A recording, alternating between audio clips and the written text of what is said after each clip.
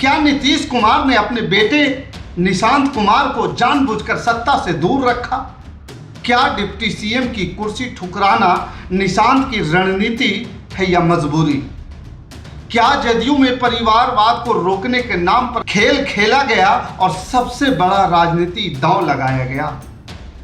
क्या यह फैसला तेजस्वी यादव और विपक्ष की सियासत को जवाब देने के लिए था? और सबसे बड़ा सवाल, क्या यह नीतीश की आखिरी मास्टर स्ट्रोक है या जदयू की भविष्य की नई पटकथा? दोस्तों नमस्कार, मैं हूं पवन चंचल और आप देखना शुरू कर चुके हैं जनजोश न्यूज़। अगर आप इसे फेसबुक पे देख रहे हैं तो फॉलो कीजिए और यूट्यूब पे देख रहे हैं तो सब्सक्राइब कीजिए। दोस्तों, बिहार की राजनीति में एक ऐसा मोड़ आया है जिसने सियासी गलियारों में हलचल मचा दी है। लंबे समय से चर्चा थी कि निशांत कुमार अब सक्रिय राजनीति में उतरेंगे। जदयू की सदस्यता लेने के बाद जिस तेजी से उन्होंने बैठकें शुरू की, मंदिरों के दौरे किए और संगठनों के भीतर सक्रियता दिखाई, उससे यह साफ संकेत मिलने लगे थे कि अब उन्हें सीधे सत्ता में एंट्री दिलाई जाएगी। लगभग तय माना जा रहा था कि वे डिप्टी सीएम बनेंगे ही बनेंगे, लेकिन राजनीति में जो दिखता है वो अक्सर होता नहीं। शपथ ग्रहण से कुछ दिन पहले अचानक कहानी पलट गई। खबरें आने लगी कि निशांत खुद डिप्टी सीएम नहीं बनना चाहते हैं। 12 अप्रैल के बाद उनका सोशल मीडिया पूरी तरह शांत हो गया, ना कोई बयान, ना कोई सक्रियता।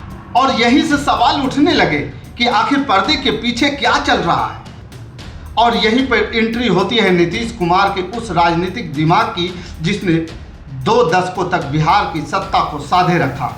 जानकार मानते हैं कि यह कोई सामान्य फैसला नहीं बल्कि एक सोची समझी राजनीति है, बल्कि एक सोची समझी रणनीति है। अगर निशांत सीधे डिप्टी सीएम बनते तो विपक्ष खासकर तेजस्वी यादव और राजद को बड़ा मुद्दा मिल जाता।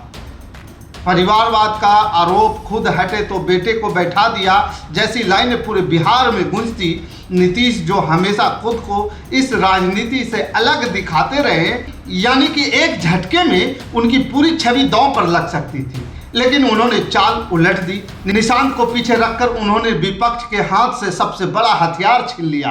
अब ना तो परिवारवाद का सीधा आरोप लग सकता है और ना ही नैतिकता पर सवाल उठाने की गुंजाइश बचती है। दूसरी तरफ यह फैसला जदयू के अंदर भी एक बड़ा संदेश देता है।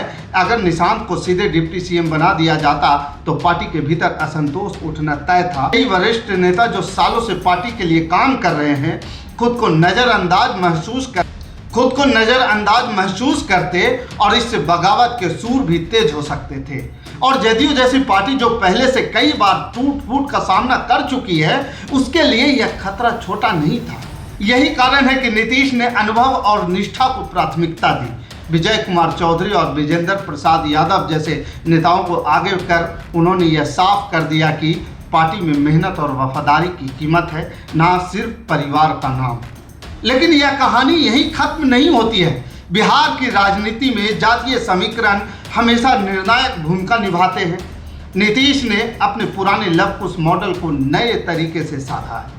एक तरफ भूमिहार समाज से आने वाले विजय चौधरी तो दूसरी तरफ यादव समाज से आने वाले विजेंद्र यादव। यह संतुलन सिर्फ सत्ता का नहीं बल्कि सामाजिक समीकरण का भी है।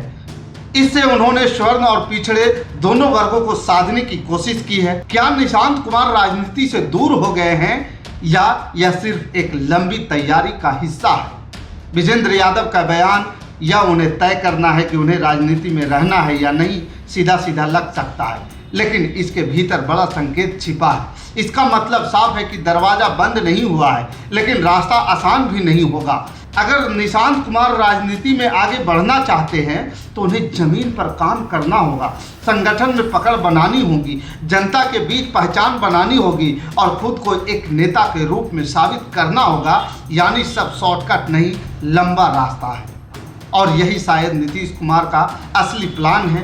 वे नहीं चाहते कि उनका बेटा सीधे सत्ता में आकर सवालों के घेरे में आए। वे चाहते हैं कि अगर निशांत कुमार आगे बढ़े तो अपनी मेहनत और पहचान के दम पर बढ़े, ताकि कोई यह न कह सके कि उन्हें विरासत में सत्ता मिली है। लेकिन राजनीति में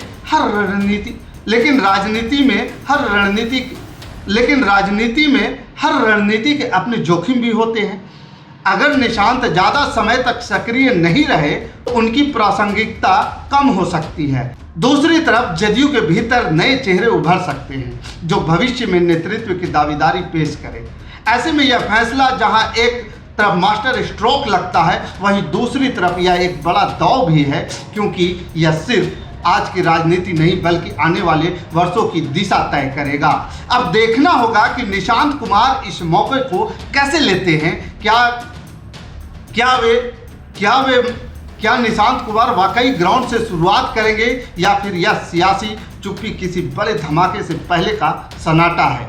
और बिहार की जनता भी यही जानना चाहती है, क्या यह कहानी यही खत्म हो गई या असली खेल अभी बाकी है।